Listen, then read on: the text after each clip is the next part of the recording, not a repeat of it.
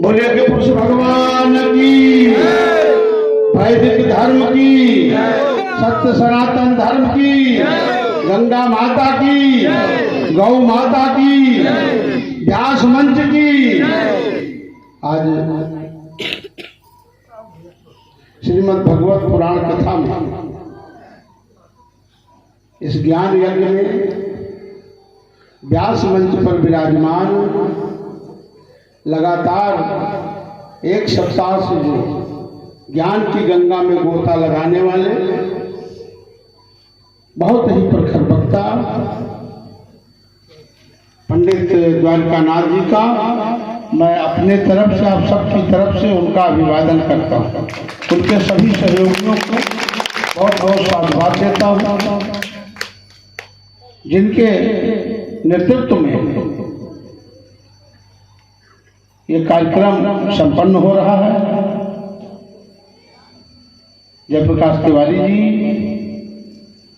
इस ग्राम सभा के सम्मानित रहे प्रधान अजीत त्रिपाठी जी, गिलौला के ब्लॉक प्रमुख प्रकाश चंद जी, प्रधान सर्वतारा दिलीप शुक्ला जी, शुभका के बापू रामसूरज शुक्ला जी, उपस्थित सभी व्यास मंच की अमृतबाई वाणी को सुनने के लिए सभी प्रतिनिधिगण, माताएं बहनें, छायाकार बंधुओं, सबसे पहले बड़ा सुनहरा अवसर है कि लगातार एक सप्ताह से अपने श्रीमद् भगवत पुराण का कथा महाराज जी के श्रीमुख से आप लोग श्रवण कर रहे हैं। और ऐसा अवसर है, कल भंडारा है और परसों हिंदू का बहुत बड़ा पर्व है, रंगोत्सव की होली भी है। तो मैं सबको होली की अग्रिम बधाई देता हूं, सबको शुभकामना देता हूं। महाराज जी के श्रीमुख से कल भी बड़ी ही मार्मिक कथा का श्रवण हम लोग कर रहे थे। और आज भी अपने भगवत पुराण में ऐसे व्यक्ति के व्यक्तित्व की चर्चा, सुदामा चरित्र, भगवान कृष्ण और सुदामा के चरित्र, उनकी दोस्ती पर महाराज जी के श्रीमुख से जो आप लोग रसास्वादन कर रहे थे, लेकिन इसके अंदर, इस पूरे चरित्र में कहीं अहंकार नहीं दिखा। माने भगवान जो तीनों लोक के स्वामी हैं, उन्होंने अपनी पुरानी बात तो याद की, 2 मुट्ठी चावल खा के 2 लोग दे दिया, लेकिन अहंकार नहीं था। ये सीखने की बात है सबको कि अगर किसी के पास धन आ गया तो उसके अंदर अहंकार आ गया, उसी जगह उसका पतन हो जाता, क्योंकि प्रभु का नाम है गर्वाहारी, अभिमान का भोजन करने वाला। और अभिमान देवताओं का नहीं चला है, हम आप मानव जीवन में। एक छोटा सा दृष्टांत दूंगा।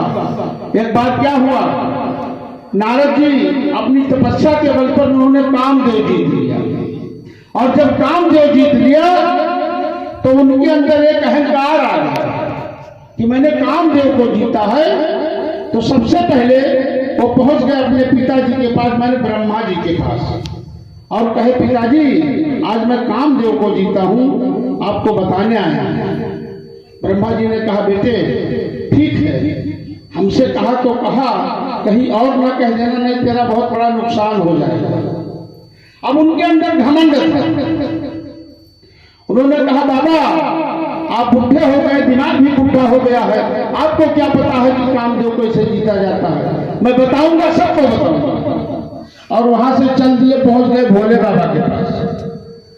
और जब भोले बाबा के पास पहुंचे तो बाबा को प्रणाम किया।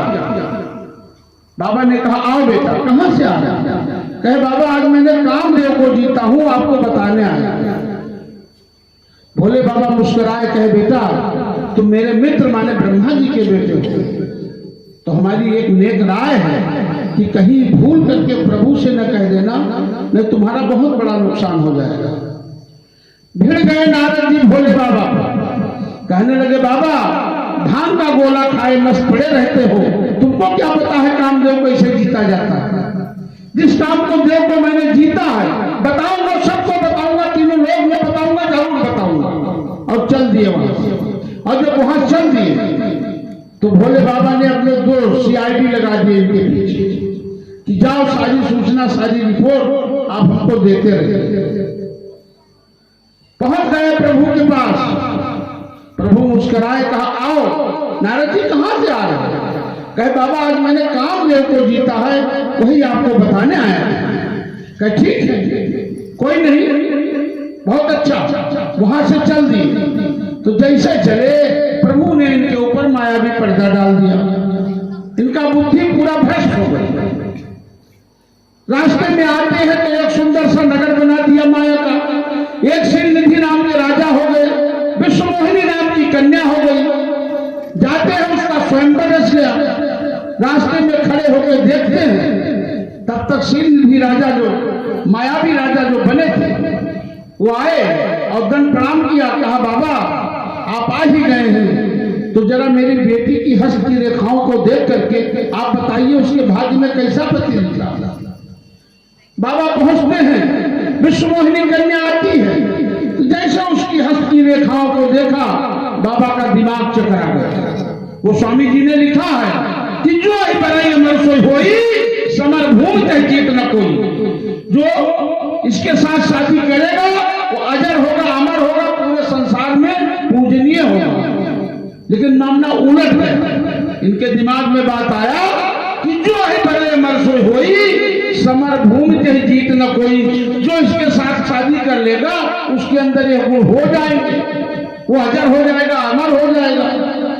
इनका दिमाग चकराया।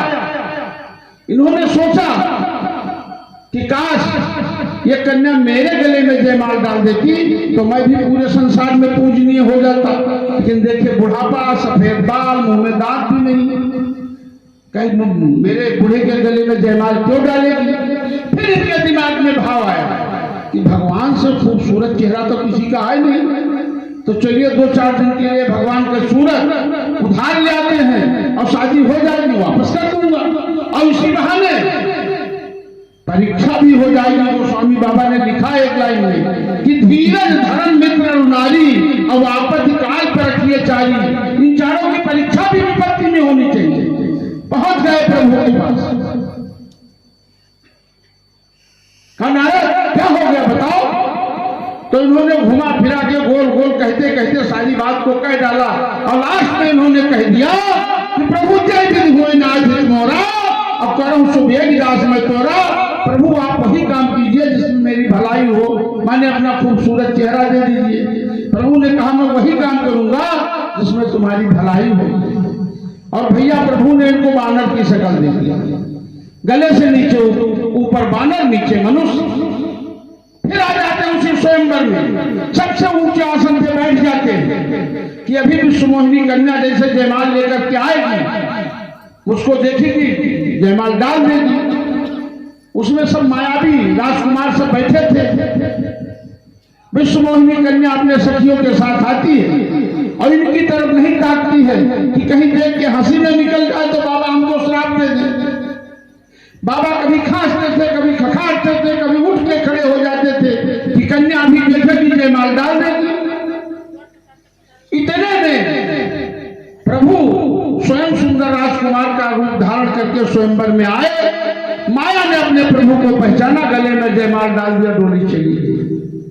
और जब डोली चली गई तो नारद जी ने कहा यह क्या हुआ, हमसे खूबसूरत कोई है नहीं।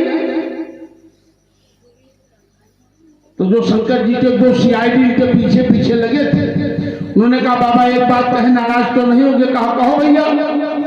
कहे अपनी शकल तो यहाँ पानी